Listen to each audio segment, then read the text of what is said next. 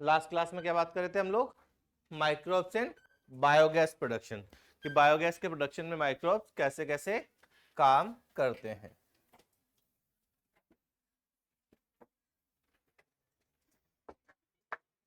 जिंदा रह लोगे बेटा? किसकी?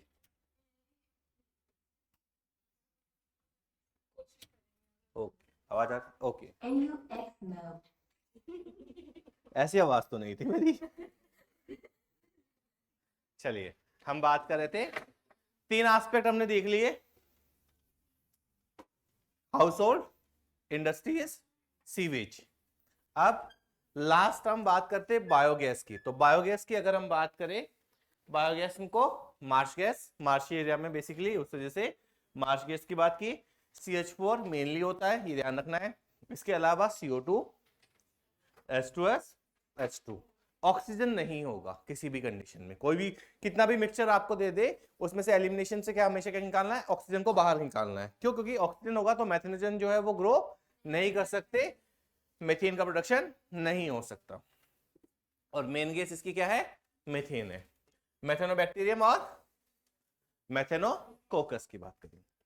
Marshy area, cow dung, human of cattle, और STP में एनारोबिक स्लज डाइजेस्टर में ये मिलता है। फिर लास्ट में हम बात कर रहे थे टेक्नोलॉजी की। बायोगैस प्रोडक्शन की जो टेक्नोलॉजी है कहां से आई? IARI, इंडिया में मेनली इन दो ऑर्गेनाइजेशन ने मिलकर डेवलप की है, इंडियन एग्रीकल्चरल रिसर्च इंस्टीट्यूट और KVIC, खाद्य एंड विलेज इंडस्ट्रीज कमीशन। अच्छा, बायोगैस प्लांट देखा है? नहीं देखा? कोई बात नहीं।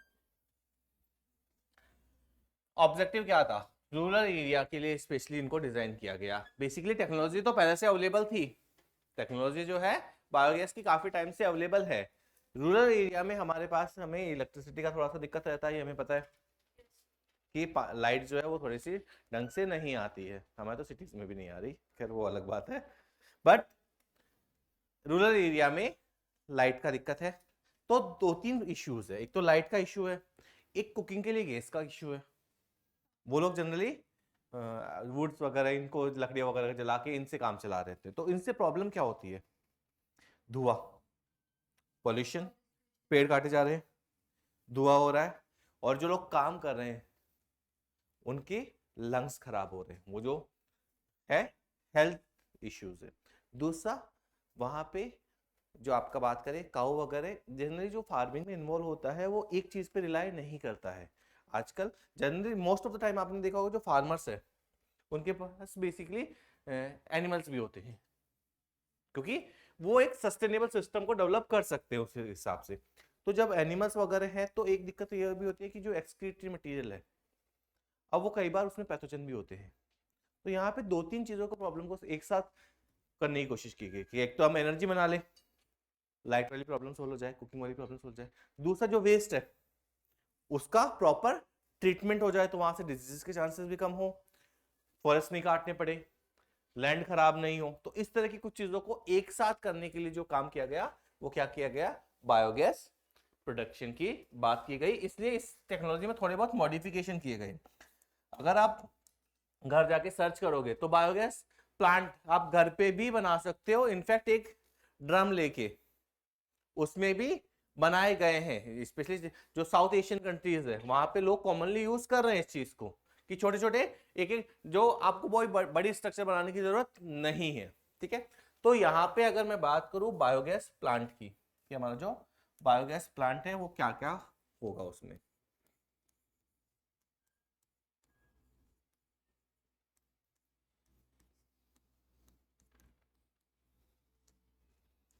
तो कुछ पार्ट्स की बात करते हैं। सबसे पहले हम जो मेन पार्ट है दैट इज डाइजेस्टर, जिसको हम क्या बोलेंगे? डाइजेस्टर। डाइजेस्टर को अगर हम देखिए तो होता क्या है,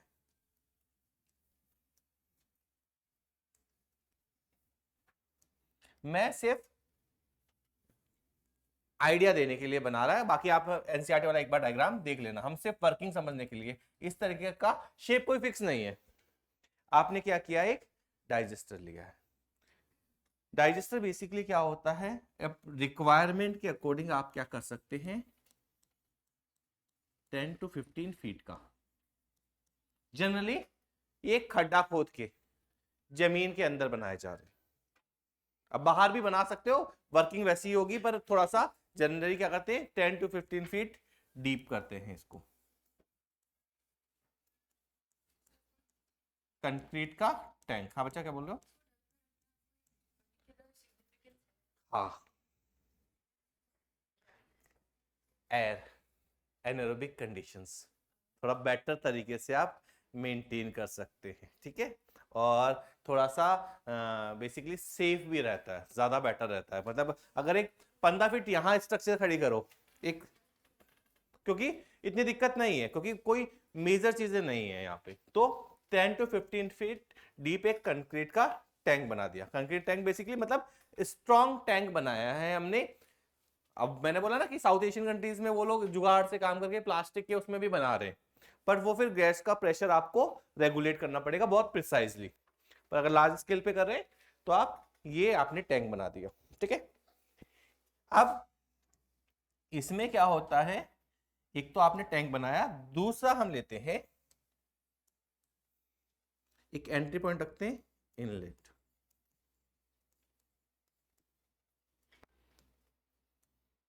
इनलेट का काम होता है यहां से हम क्या करते हैं, रॉ मटेरियल को ऐड करेंगे। इनलेट लेंगे, वहां से क्या किया जाएगा, रॉ मटेरियल को ऐड किया जाएगा। रॉ मटेरियल क्या क्या हो सकता है, एक तो होता है बच्चा सेल्यूलोजिक मटेरियल। इनलेट आउटलेट तो पता है ना, इनलेट एंट्री के लिए, आउटलेट फाइनल प्रोडक्ट को निकालने के लिए। तो यहां से एक तो हम डालेंगे क्या, raw material cellulosic material. Cellulosic material का मतलब क्या हुआ, अब रूरल एरिया में बना रहे, खेत में बना रहे जनरली, तो होगा क्या, जो मेरे पास पत्तियां वगैरह जो कचरा वगैरह हुआ, क्योंकि नहीं तो क्या करते हैं उनका, या तो ऐसे ही छोड़ेंगे या फिर कई बार जला देते हैं, एयर पोल्यूशन हो रहा है, ठीक है, और या फिर कुछ हिस्सा बच गया है जो एनिमल्स नहीं खा रहे या फिर इस तरह का कुछ पार्ट है, तो उसको भी सबको इकट्ठा करके इसमें डाल दिया जाता है, क्योंकि मेथनोजन जो है वो सेलुलोज पे फीड कर लेते हैं, ठीक है। एक तो सेलुलोजिक मटेरियल, दूसरा काउडंग का स्लरी बनाते हैं, डंग स्लरी। ये स्लरी का मतलब बेसिकली काउडंग लिया और उसमें बहुत सारा पानी डाल दिया, ताकि एक मिक्सचर तैयार हो गया है बेसिकली। सेडिमेंट्स, वहां हमने स्लज की बात की थी, यहां हम स्लरी की बात करें, दोनों अलग अलग चीजें, ठीक है। तो हम क्या करते हैं, यहां ये आपका एक टैंक था, कंक्रीट का टैंक था, जिसके साथ में हमने क्या किया है, एक इनलेट अटैच करते हैं, और यहां से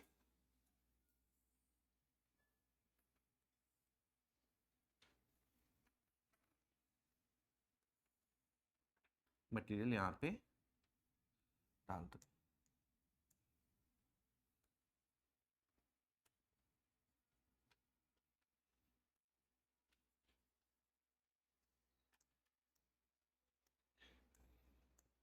ये क्या हमारा इनलेट है, ठीक है। इसमें क्या होगा, रॉ मटेरियल मतलब सेलुलोजिक मटेरियल प्लस स्लरी जो है वो यहां से हम फीड करते हैं।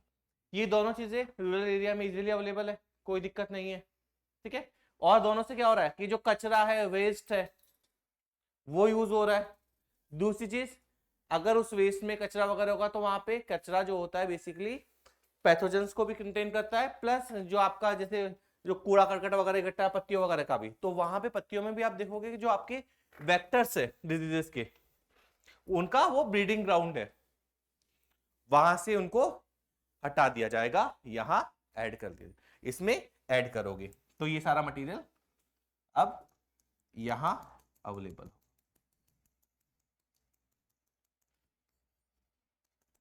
ठीक है, अब इसमें हमने क्या किया है बच्चा, जैसे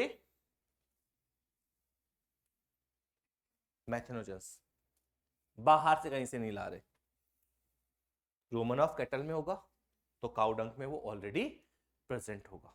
समझ आया? हमने बस क्या किया, उसको डाइल्यूटेड कर दिया, वो धीरे धीरे वहां पे जब उसको खाना मिलेगा तो वो क्या करेगा, ग्रो करेंगे। तो इस मटेरियल पे, ये जो आपका रॉ मटेरियल है,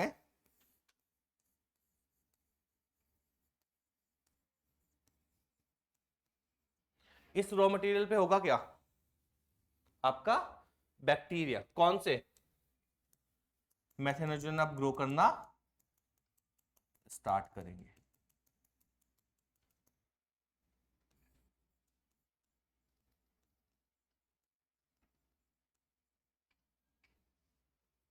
ठीक है, इसको मैथेनोजन क्या करेंगे, डाइजेस्ट करेंगे। अब डाइजेस्ट धीरे धीरे करेंगे तो सेलुलोज, मैथेनोजन जब सेलुलोजिक मटेरियल पे, हमने शुरू में ही बात की थी कि बैक्टीरिया कौन सा है और रॉ मटेरियल कौन सा दे रहे हैं, उसके ऊपर फाइनल गैसेस जो है वो डिसाइड करती है। तो यहां पे हम क्या बात करेंगे कि अब आपका जो मैथेनोजन है वो इस सेलुलोजिक मटेरियल पे फीड करेंगे। ऑलरेडी यहां प्रेजेंट थे, आपने क्या किया, एक टैंक बना के उनको एनारोबिक कंडीशन प्रोवाइड कर दी है जहां पे वो अच्छे से ग्रो कर सके। तो धीरे धीरे यहाँ पे क्या होगा, मिक्सचर ऑफ गैसेस जो है वो प्रोड्यूस होगा। धीरे धीरे क्या होगा, मिक्सचर ऑफ गैसेस जो है प्रोड्यूस होगा। अब होता क्या है देखो, अगर हम वैसे समझने की कोशिश करें तो एक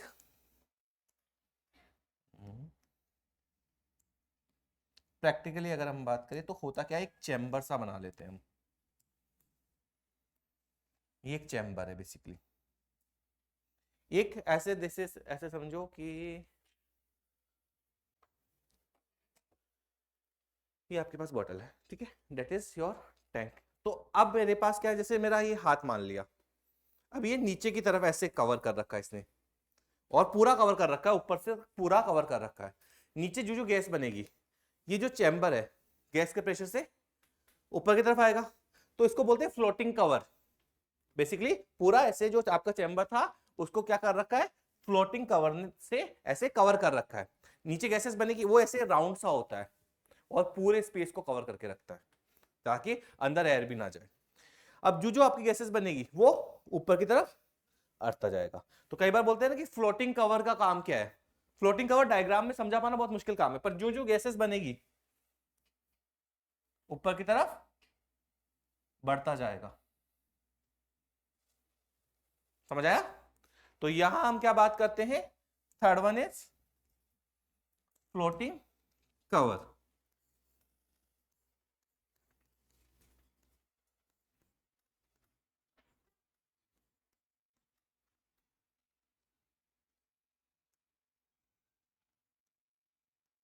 फ्लोटिंग कवर का क्या आपका काम है, टू चेक द, इसमें कुछ मॉडिफिकेशन है, इसमें अलग अलग जगह पे एरिया के हिसाब से आपको मॉडिफिकेशन देखने को मिल सकते हैं। उन मॉडिफिकेशन की मैं ज्यादा बात नहीं कर रहा। प्रोडक्शन ऑफ बायो,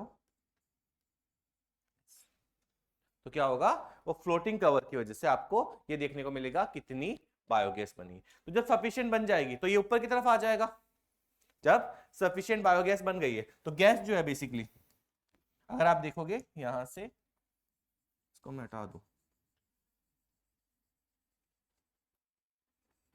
तो इस चैम्बर के अंदर, इस चैम्बर को फिर मैंने क्या बोल दिया, अब ऊपर की तरफ कवर होगा, धीरे धीरे ऊपर आता जाएगा। इस चैम्बर को मैं बोल देता हूं बायोगैस चैम्बर या गैस चैम्बर। ये चैम्बर क्या है मेरा, बायो गैस चैम्बर या चैम्बर सिर्फ।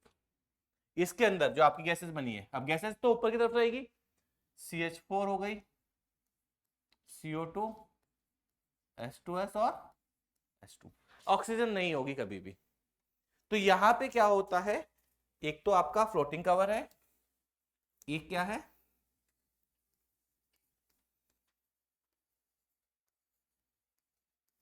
गैस चैम्बर है, जिसमें क्या होगा, आपकी बायोगैस जो है वो कलेक्ट होती रहती है।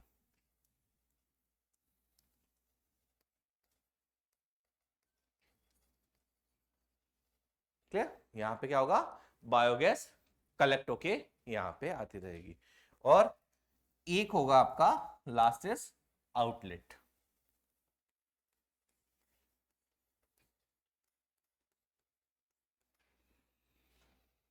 आउटलेट की अगर मैं बात करूं तो दो तरह के आउटलेट आपको यहां पे दिखाई देंगे। एक आपका बायोगैस के लिए, दूसरा बायो फर्टिलाइजर के लिए। आउटलेट की अगर हम बात करें तो गैस चैम्बर था, यहां से अगर एक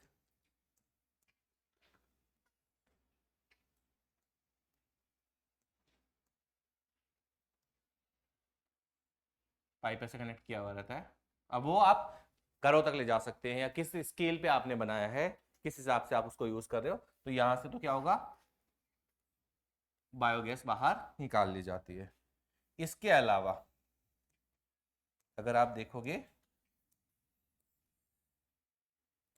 तो एक चैम्बर और बनाया जाता है, ठीक है।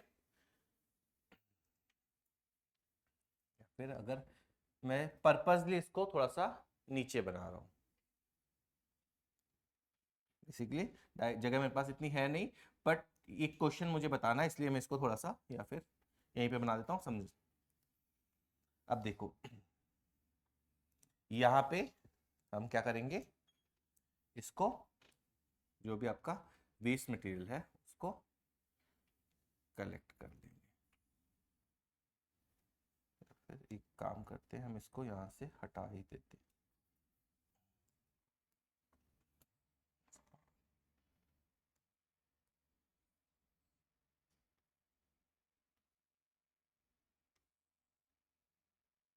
ठीक है, अब देखो यहां से आपकी क्या होगी, बायोगैस बाहर निकलेगी।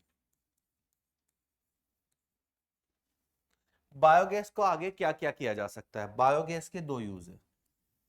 या तो आप सिंपली इसको कुकिंग के लिए यूज कर लो, बट कुकिंग के साथ साथ एक चीज और है कि कई बार इसको इलेक्ट्रिसिटी लाइट के लिए भी यूज किया जाता है। नाउअडेज जनरेटर अवेलेबल है, कमर्शियली जनरेटर अवेलेबल है, जिनमें आप अगर बायोगैस एंटर करोगे तो वो उससे आपको इलेक्ट्रिसिटी जनरेट करके देते हैं। तो वहां पे क्योंकि रूरल एरिया में लाइट का भी बड़ा दिक्कत रहता है, तो कुकिंग के लिए यूज कर सकते हैं और लाइटिंग के लिए भी इसको यूज किया जा सकता है। बायो फर्टिलाइजर्स तो हमें पता ही है कि जो बाद में बच गया वो सारा यहां पे इकट्ठा करके कंपोस्ट, क्योंकि उसमें क्या है अभी बहुत सारे न्यूट्रिएंट अवेलेबल है, तो इसको as a bio fertilizer use किया जा सकता है। अब देखो एक किसी के पास बुक है, एक बार बुक अगर आप देखोगे तो एक बार क्या है कि ये इस तरह का क्वेश्चन बनाया गया है कि ये जो दिया गया है ये नंबरिंग ABCD दे दी गई। जैसे मैंने यहाँ पे जब समझाया था तो ये थोड़ा सा ऊपर ले लिया था, इसलिए फिर मैंने उसको होल्ड पे डाला है कि या तो आप ये करें कि इस पाइप को जो इनलेट है उसको आपको नीचे लेके जाना है, क्योंकि ये जो एक क्वेश्चन पूछा गया था कि कई बार हम ध्यान नहीं देते कि दो सेम लेवल पे दे दिया और उसने क्वेश्चन ने पूछ लिया एक जगह A और B दे दिया कि कहां स्लज है कहां स्लरी है, और कोई देखो होगा क्या, इनलेट अगर आपको यहां से एंटर करवाना है तो इनलेट की जो एंट्री पॉइंट होगा या तो आप उसको नीचे की साइड बना लो इस पूरे को ही, वो एक्चुअली थोड़ा सा ठीक है कि इनलेट हमेशा हम नीचे की तरफ देंगे, ये ऊपर बना सकते हैं, ये हम बेसिकली अगर ग्राउंड में आप बना रहे हो, जैसे सपोज करो अगर आपने कहां बनाया है ग्राउंड के अंदर बनाया है तो एंट्री पॉइंट हमेशा कहां देंगे, ऊपर सरफेस पे देंगे, ये वाला जो पार्ट है वो सरफेस पे देते हैं। बट इसका जो पाइप कनेक्शन है, अगर हमें ये कनेक्शन की बात करनी पड़े, ये शायद इमेज है इस वजह से होगा नहीं, तो ये जो कनेक्शन है चाहो तो पहले से ही इस कनेक्शन को नीचे की तरफ रखना। क्वेश्चन में पूछा गया, दो जगह ये क्वेश्चन पूछा गया, इसलिए मैं बता रहा हूं कि दोनों एस्पेक्ट में, जैसे पहले तो क्या होता था कि अलग अलग जो कॉलेजेस थे वो अलग अलग पेपर लेते थे, स्पेशली BHU या AMU या फिर एम्स, तो वहां पे ये 2 बार पहले पूछा गया है। 2 तरह के क्वेश्चंस पूछे गए हैं, एक तो सरफेस पे हिसाब से दिया गया है, तो आप, और उसमें ये पूछा गया कि इनलेट कौन सा है, आउटलेट कौन सा है। दूसरे ने क्या किया है, और मॉडिफाई करने के लिए उस क्वेश्चन को स्लज और स्लरी बताओ। समझ आया? तो हमेशा हमें क्या याद रखना है कि जो इनलेट है उसका एंट्री पॉइंट अगर बायोडाइजेस्टर में देखोगे तो वो लोअर साइड पे दिखाया जाएगा, क्योंकि ये भी रिवर्स है, एक बुक में एक क्वेश्चन में ये भी रिवर्स कर रखा है, उधर और इधर। अब आप तो रटके गए, जनरली वो क्वेश्चंस आपको प्रैक्टिस में बहुत मुश्किल से मिलेगा, बट अगर इस तरह का क्वेश्चन आ जाए, क्योंकि जो पूछा गया है वो हमें सारे कवर करने, तो ये एक चीज हमेशा याद रखना, जब हम इस इनलेट की बात करते हैं तो एंट्री पॉइंट हमेशा नीचे बनाना, कि नीचे की तरफ आप एंटर कर रहे हो, क्योंकि ऊपर से डालोगे वो अपने आप नीचे जाना चाहिए। और यहां पे आप बराबर भी बना सकते हो या फिर थोड़ा सा इस डायरेक्शन में, जैसे ये पॉसिबिलिटी है, इधर ऐसे, इधर ऐसे, इसके बेसिस पे उन्होंने आंसर माने थे। तो ये 2-3 क्वेश्चन है। क्या होता है ना कि एक ईयर में जब किसी एक ने पूछ लिया तो दूसरे वहीं से आइडिया लेके उसी क्वेश्चन को थोड़ा सा और मॉडिफाई करने की कोशिश करते हैं। तो सीरीज ऑफ क्वेश्चन इससे पूछे गए थे। हाँ, नीट में कभी नहीं पूछा गया इस तरीके का कोई क्वेश्चन, पर फिर भी हमें प्रिपेयर रहना है। इनलेट आउटलेट बता पाओगे, स्लरी और स्लज बता पाओगे, तो ये जो है पाइप की डायरेक्शन हमें ध्यान रखनी है। बुक में अब यहां पे सरफेस लेवल पे दे रखा है, तीनों सरफेस पे भी बना सकते हो, अंदर भी बना सकते हो, पर मेन जो फोकस है वो इस पे करना है। ये क्वेश्चन था, इसलिए मैंने आप लोगों को ये चीज थोड़ा सा दिखा दिया। तो ठीक है, तो ये ओवरऑल बायोगैस प्लांट की बात करेंगे। ये आपका कंक्रीट का टैंक है, मेथोडोलॉजी में कुछ खास है नहीं, हम ऑलरेडी देख चुके हैं।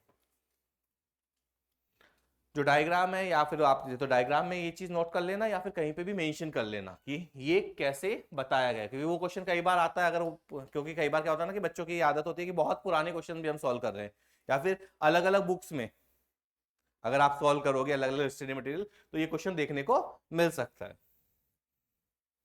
क्लियर? तो ये हमने बात की बायोगैस वाले की, जो हमारा 4th पॉइंट था। एक बार इसको क्विकली देख लेते हैं, फिर नेक्स्ट पॉइंट की बात करेंगे। पहला है microbes in biogas production. 3 point की बात की थी। Biogas Marsh gas, marshy area में मिलती है। मेन कौन सा होता है? CH4, CO2, H2S और H2। ऑक्सीजन नहीं होती है। मेथनोजन कैसा बैक्टीरिया है? Anaerobic bacteria. मेथनोजन कैसा है? एनएरोबिक बैक्टीरिया है। मेथनोबैक्टीरियम और मेथनोकोकस की हमने बात की थी। इसके अलावा मार्शी एरिया में देखने को मिलेगा आपको काउडंग, रूमन ऑफ कैटल और एसटीपी। एसटीपी में कौन से पार्ट में? Anaerobic, sludge, digester. ये हमने डिटेल में देख लिया था। बायोगैस प्रोडक्शन की टेक्नोलॉजी इंडिया में किसने डेवलप की थी? IARI, Indian agriculture research institute, और KVIC, खाद्य एंड विलेज इंडस्ट्रीज कमीशन। फिर हम बात करते हैं बायोगैस प्लांट की, तो 5 पार्ट्स की बात की है।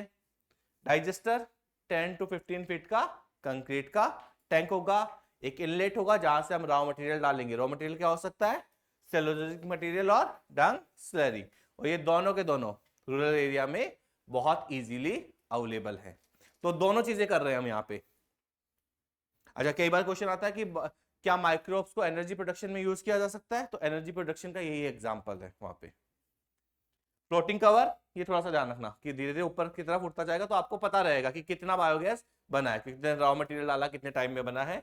और गैस चैम्बर होगा जहां पे बायोगैस कलेक्ट होगी, और आउटलेट होगा एक बायोगैस के लिए, एक बायो फर्टिलाइजर। जो ट्रिकी चीज बन सकती है या पहले किसी ने दिमाग लगाया है वो इसी चीज पे लगाया, तो ये थोड़ा सा याद रख लेना। ठीक है, अब वो किसी भी लेवल पे आप बना के बस आइडिया रखोगे तो आपको पता चल जाएगा। नेक्स्ट हम बात करेंगे microbes as bio control agent. हाँ,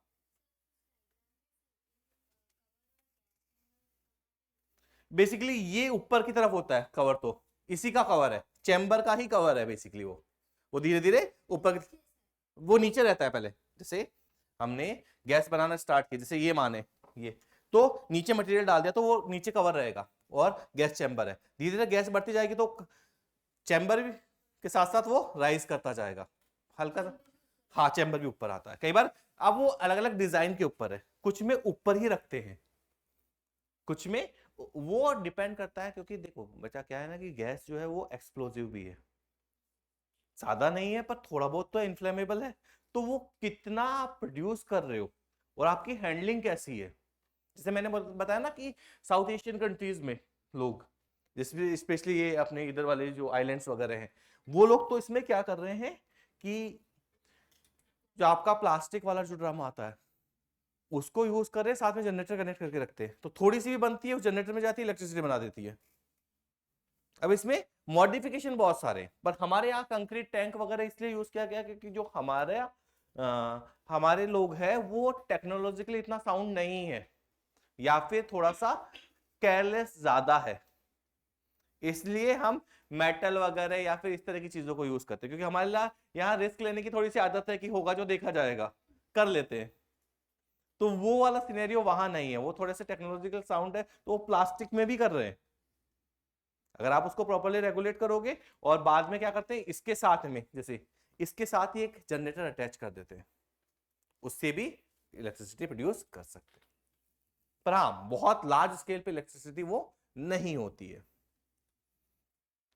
ठीक है, नेक्स्ट हम बात करेंगे, फिफ्थ पॉइंट है हमारा microbes as bio control agent. अब बायो कंट्रोल और बायो फर्टिलाइजर हमने पहले भी बात की थी। देखो होता क्या है कि अगर हमें अब क्या करना है, फार्मिंग की अगर हम बात करें तो एक पर्टिकुलर स्पीसीज को हमें सेलेक्ट करना है जो ग्रो करनी चाहिए, उसके अलावा कोई और ग्रो नहीं करनी चाहिए, तो उसको पर्टिकुलर को ग्रो करवाने के लिए बाकी को हमें हटाना पड़ेगा, दैट इज बायो कंट्रोल। और वो खुद ग्रो कर पाए, बायो फर्टिलाइजर्स।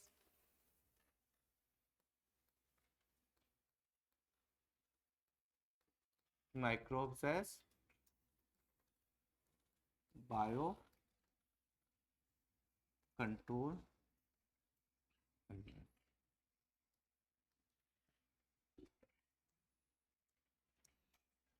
सबसे पहले तो हम देखेंगे बायो कंट्रोल क्या होता है।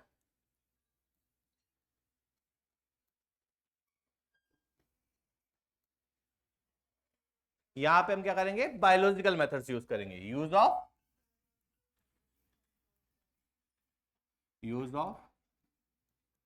बायोलॉजिकल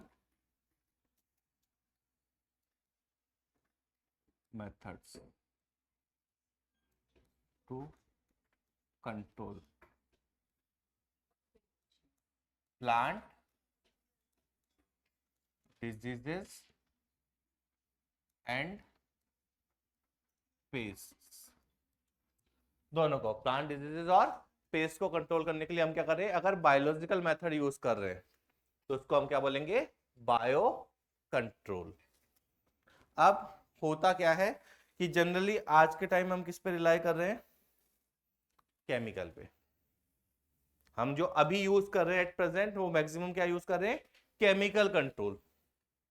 हम बायो कंट्रोल पे इतना ज्यादा फोकस नहीं कर रहे हैं अभी। देखो एग्रीकल्चर के तीन तरीके हैं, पहली चीज तो ये ध्यान रखना, दो नहीं है, एग्रीकल्चर के तीन तरीके हैं।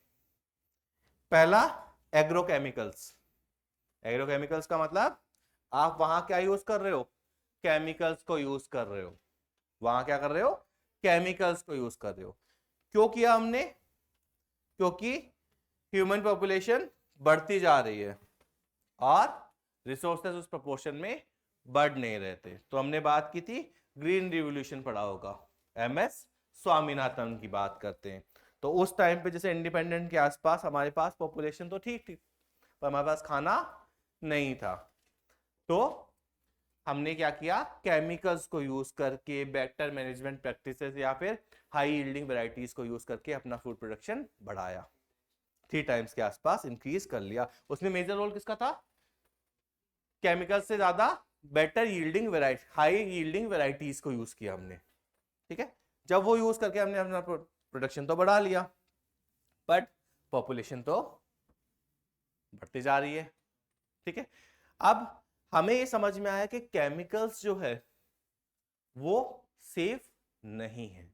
केमिकल्स को मेनली हम यहाँ पे 3 कैटेगरीज में बात करते हैं कि जो केमिकल्स हम यूज कर रहे हैं उनको हम 3 ग्रुप्स में क्लासिफाई कर सकते हैं। एक होता है पेस्टिसाइड्स, एक होता है इंसेक्टिसाइड्स, और एक वीडी। 3 कैटेगरीज में हम केमिकल्स की बात करते हैं, पेस्टिसाइड, इंसेक्टिसाइड और वीडीसाइड्स।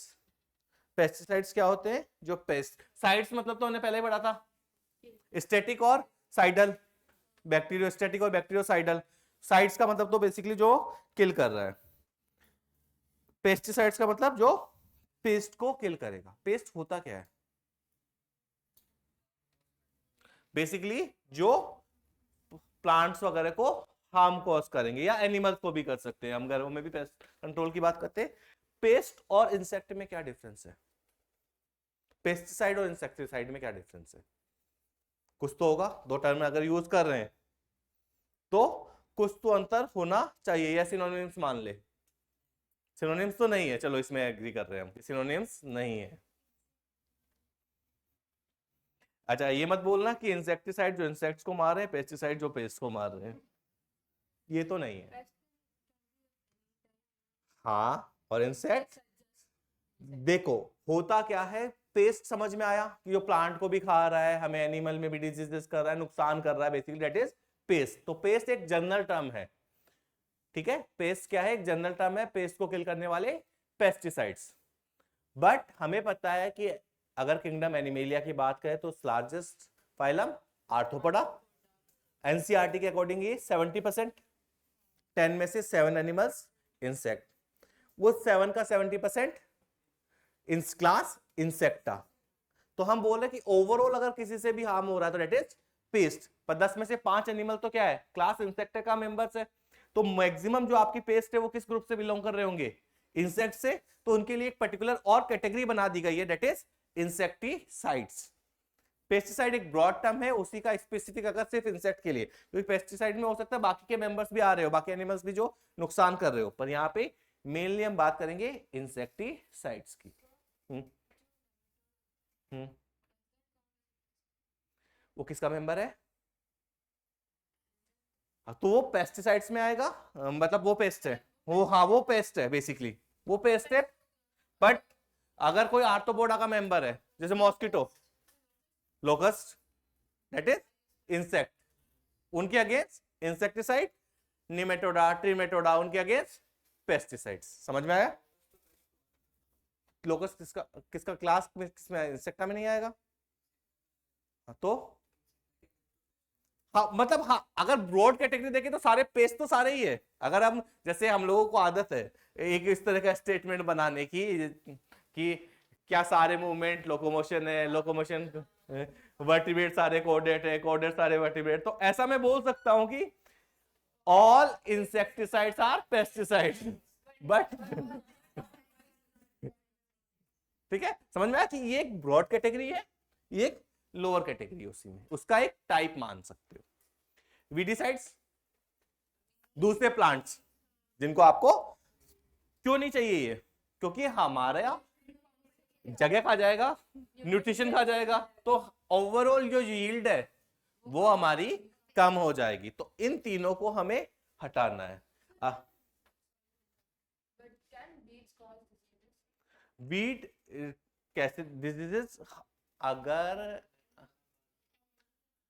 एलर्जी कर सकते हैं, अगर अब फिर उसमें हमें हमारा जो स्कोप है वो बहुत ओपन करने के रखना पड़ेगा। एलर्जी कर सकते हैं, स्किन डिजीजेस कर सकते हैं। प्लांट को नहीं, प्लांट को जनरली, एक प्लांट दूसरे प्लांट के लिए जनरली इस तरह का प्रॉब्लम क्रिएट नहीं करेगा। हाँ, बट ये है, बट उसके न्यूट्रिएंट खा जाएगा, उसका लैंड खा रहा है, जो हमें हमें उससे बेसिकली, हम जब यहाँ पे बात करें फार्मिंग की तो हम देख रहे हैं कि फाइनल प्रोडक्ट कैसा मिल रहा है हमें, कि हमें यील्ड, हमें पैसा कितना मिल रहा है अल्टीमेटली, कि हम उसको बेच के कितना रेवेन्यू जनरेट कर सकते हैं। यहाँ प्रॉब्लम ये है कि वो अगर होगा तो वो एक तो हमें ओरिजिनल जो प्लांट है उसकी स्पेस ले ली उसने, दूसरा, उसने क्या किया है कि हो सकता है न्यूट्रिएंट वगैरह ले रहा हो, या फिर ऐसे एनिमल्स को सपोर्ट कर रहा है जो हमारे प्लांट के लिए मुश्किल पैदा कर रहे हैं। ये भी पॉसिबिलिटी है ना कि ऐसे एनिमल्स को सपोर्ट कर रहा है जो हमारे एक्चुअल जो हमें प्लांट चाहिए उसके लिए प्रॉब्लमेटिक हो। तो ये जो केमिकल्स यूज कर रहे हैं, हमें एग्रोकेमिकल जो हम बात कर रहे थे कि उसमें हमने ये तीनों चीजें भर भर के यूज की, और अभी भी हम परमिसिबल लिमिट से कई बार, जैसे गवर्नमेंट जो चेक करती है, फसाई जो चेक करता है, तो जनरली 100 से 1000 या 3000 गुना तक आपको ज्यादा पेस्टिसाइड्स मिल रहे हैं। जो हम कॉमन फ्रूट्स वगैरह यूज कर रहे हैं उनमें 100 से 1000 गुना तक ज्यादा केमिकल्स है परमिसिबल लिमिट से, तो वो हमारे लिए सेफ नहीं है। तो ये जो केमिकल्स है बेसिकली हम खा रहे हैं, हम रोज ये सोच के खाते हैं कि हमने हेल्दी फ्रूट खाया है, हेल्दी रहेंगे, पर हम कुछ भी नहीं। ठीक है,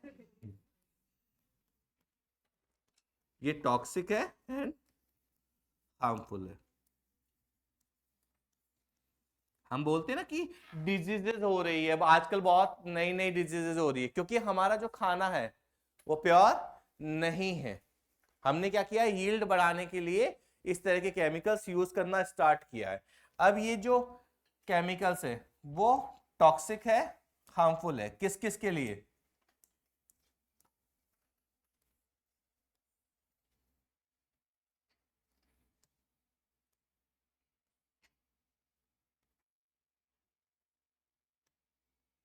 तीन चीजों के लिए, कि हमारे एनिमल्स के लिए। एनिमल्स में जैसे हमने देखा कि एक तो तुम्हारा कोई टारगेट पेस्ट था, इंसेक्ट था, बट हमने जब केमिकल डाला तो टारगेट पेस्ट के अलावा जो आपके सपोज कीजिए नॉन टारगेट इंसेक्ट थे, जैसे हमने बोला कि माइक्रोब से डिजीज होती है पर माइक्रोब अच्छे भी तो होते हैं, ऐसे ही इंसेक्ट से डिजीज हो रही है। मान लिया इंसेक्ट हमारी फसल को खराब कर रहे हैं, और ह्यूमन के लिए सबसे बड़ा थ्रेट ही आर्थ्रोपोडा के मेंबर्स है, क्योंकि उनका आर वैल्यू बहुत ज्यादा है। R value is reproduction potential, biotic potential. जब आप एग्जांपल देखोगे फ्लोर बीटल का ह्यूमन से कंपेयर करोगे तो बहुत ज्यादा है उनका, तो उनकी रिप्रोडक्शन की कैपेसिटी बहुत ज्यादा है, और वो हमारे फूड सोर्सेज के लिए बहुत बड़ा खतरा है। बट जो नॉन टारगेट इंसेक्ट है जैसे हनी बी, अब हमने केमिकल डाला, हमारा जो इंसेक्ट था कुछ भी था, मॉस्किटो मान लिया कि वो मार दिया हमने, पर हनी बी जब उस केमिकल को खा रही है तो वो भी तो मर रही है। अब प्रॉब्लम क्या है कि अगर हनी बी मर रही है तो पॉलिनेशन नहीं होगा। एक हनी बीज को अगर आप सारा हटा दे तो लगभग 50% से ज्यादा फ्लावरिंग प्लांट खत्म हो जाएंगे। 50% के आसपास फ्लावरिंग प्लांट खत्म हो गए तो हर्बीवोर्स का क्या होगा, और अगर हम मर गए तो कार्निवोर्स का क्या होगा? पूरा इकोसिस्टम कोलैप्स कर जाएगा एक हनी बी के मरने से, उसकी स्पीसीज के मरने से। समझ में आया? क्योंकि हर्बीवोर्स प्लांट का पॉलिनेशन नहीं होगा, हर्बीवोर्स सर्वाइव नहीं करेंगे, हर्बीवोर्स सर्वाइव नहीं करेंगे तो कार्निवोर्स कैसे सर्वाइव करेंगे? पॉसिबल ही नहीं है। तो पूरा इकोसिस्टम खराब हो सकता है नॉन टारगेट पेस्ट को। तो हम जब तक हम आइडेंटिफाई नहीं कर सकते, सेलेक्टिव किलिंग नहीं कर सकते, तब तक हमें ये किलिंग रोकनी पड़ेगी। क्लियर? इसका एक एग्जांपल आप वहां पढ़ते थे पहले, एनवायरमेंटल इश्यूज वगैरह जो टॉपिक है उसमें हम पढ़ते डीडीटी। डीडीटी के बारे में ना कि डीडीटी हमने एनिमल्स में या फिर एग्रीकल्चर में यूज किया, बारिश आई, वो वहां से एक्वेटिक बॉडीज में गया, स्मॉल फिशेस, वो ऐसा केमिकल है जो बायोडिग्रेडेबल नहीं होता और बायो अक्यूमुलेशन होता है उसका, टॉपिक लेवल पे बढ़ता गया, स्मॉल फिशेस से लार्ज फिशेस, उससे एनिमल्स। तो जो आपके लार्ज बर्ड्स थी, स्पेशली जो हम जैसे हम बात करते हैं जैसे वल्चर्स वगैरह, या फिर जो इस तरह का डिकम्पोजर्स का काम कर रहे हैं, उनमें वो क्या हुआ कि अक्यूमुलेट होता था, उनपे कंसंट्रेशन ज्यादा पहुंचती गई। ऐसा होता है जैसे एक बर्ड ने खाया, अगर एक यूनिट खाई, एक कोई बड़ा एनिमल है वो अगर 10 बर्ड वैसे अपनी लाइफ में खा रहा है तो उसमें 10 यूनिट अक्यूमुलेट हो जाएगा, बॉडी से बाहर निकलता नहीं था। तो लोअर कंसंट्रेशन पे तो वो दिक्कत नहीं दे रहा था, पर हायर कंसंट्रेशन पे जब पहुंचा तो वो कैल्शियम के मेटाबॉलिज्म के साथ इंटरफेयर करता है, और एक्शियल जो आपका है बर्ड्स में हम जो बात करते हैं एक्शियल होता है, कैल्शियम की कोटिंग होती है। इस आपने देखा होगा जैसे पिजन वगैरह को देखा होगा, सारे दिन अपने एग के ऊपर बैठे रहते हैं। इंक्यूबेशन के लिए वो बॉडी हीट उतने चाहिए, उतना टेम्परेचर चाहिए उनको, तो वो बॉडी हीट से उस टेम्परेचर को ट्रांसफर करके वहां तक वो पहुंचाते हैं इंक्यूबेशन के लिए। अब क्या होगा, एग में कैल्शियम का डिपोजिशन नहीं हुआ, एग वीक है, जो ही एनिमल उसके ऊपर बैठता था एग टूट जाता था, नई स्पीसीज या नई जनरेशन आना एकदम से बंद हो गई। तो बीच में आपको इस तरह के जो चील वगैरह, जो गिद्ध वगैरह की हम बात करते हैं, एकदम से देखना बंद हो गए, और ये डिकम्पोजर्स है, इकोसिस्टम के लिए जरूरी है। डायरेक्टली डीडीटी का गिद्ध से क्या लेना देना, पर लिंक पूरा चेन है, समझ में आया कि पूरी की पूरी चेन रिलेटेड है। इसलिए जब हम इस तरह की बात करें कि हम किसी और एनिमल को मार रहे हैं, हनीबीज की स्पीसीज खत्म होती जा रही है, तो हम वो लिंक आइडेंटिफाई जब तक नहीं कर लेते तब तक इनको मारना एक फेवरेबल चीज नहीं है, कभी भी इकोसिस्टम कोलैप्स कर सकते हैं, ठीक है। तो नॉन टारगेट इंसेक्ट के लिए हार्मफुल है, इंक्लूडिंग ह्यूमंस। ह्यूमंस के लिए भी आपने देखा होगा कि बहुत बार हम बात करते हैं कि डिजीजेस बहुत ज्यादा हो रही है, ये सुना होगा ना हमेशा, खाना पीना अच्छा नहीं है इसलिए डिजीजेस हो रही है, लगातार हमें डिजीजेस हो रही है।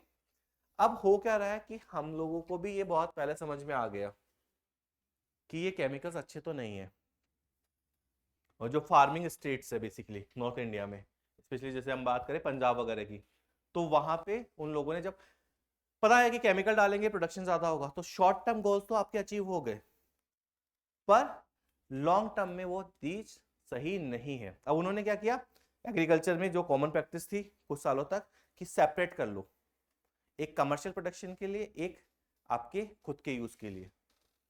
ये कॉमन प्रैक्टिस है कि जहां पे आप पेस्टिसाइड यूज कर रहे हो वो आप सेल करेंगे, जो खुद के लिए है वो थोड़ा सा कम पेस्टिसाइड यूज करना स्टार्ट किया, क्योंकि हार्मफुल इंपैक्ट आपको दिखाई देने लग गए, बहुत लार्ज नंबर में कैंसर वगैरह के केसेस आपको देखने को मिले।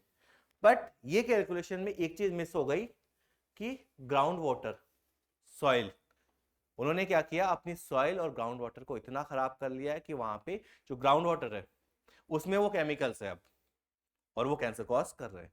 तो जो लीडिंग कैंसर के केसेस है वो आपको राजस्थान में अगर हम देखें तो जो बॉर्डर एरिया है गंगानगर हनुमानगढ़ उस एरिया में, क्योंकि वहां पानी था, पानी है, एग्रीकल्चर के लिए आपके पास लैंड है, पानी अगर मिल रहा है तो आप अगर केमिकल्स डालते जाओगे तो फसल बहुत अच्छी आएगी, जो यील्ड है वो बहुत अच्छा है, पर वो केमिकल की कॉस्ट क्या है, आपकी सॉइल खराब हो गई और आपका ग्राउंड वाटर जो है वो कंप्लीटली खराब हो चुका है। बहुत सारे एरिया इंडिया में ऐसे जिनका ग्राउंड वाटर जो है वो पीने लायक नहीं है, क्यों, क्योंकि वहां पे केमिकल्स इतने ज्यादा है, वो कार्सिनोजेंस है। तो एक तो हमने एनिमल्स की बात की कि एनिमल्स खराब हुए, दूसरा हमारा इस वजह से क्या हुआ, इन्वायरमेंट भी कंप्लीटली खराब हो चुका है। एनवायरमेंट में हमारा जो सॉइल है, अब आपने उसने इतने पेस्टिसाइड्स वगैरह यूज कर लिए कि वो सॉइल अच्छी नहीं रही है। तो हम बात करेंगे, हमारी सॉइल खराब हो चुकी है, हमारा ग्राउंड वाटर जो है वो खराब हो चुका है, ठीक है। इसके अलावा एक चीज और की जाती है, जैसे कि बोरिंग सुना है, बोरिंग कैसे करते हैं पता है ना। एक बीच में कॉन्सेप्ट आया था, इंडस्ट्रीज वाले लोग कॉन्सेप्ट लेके आए थे, स्पेशली केमिकल इंडस्ट्रीज वाले, कि हम क्या करेंगे, रिवर्स बोरिंग है, इस तरह का एक फिनोमेना और उन्होंने इंट्रोड्यूस किया कि अब कचरा तो बन रहा है और नदी में डालते तो लोगों को दिख जाता है, ये भी प्रॉब्लम है ना कि अगर आप नदी में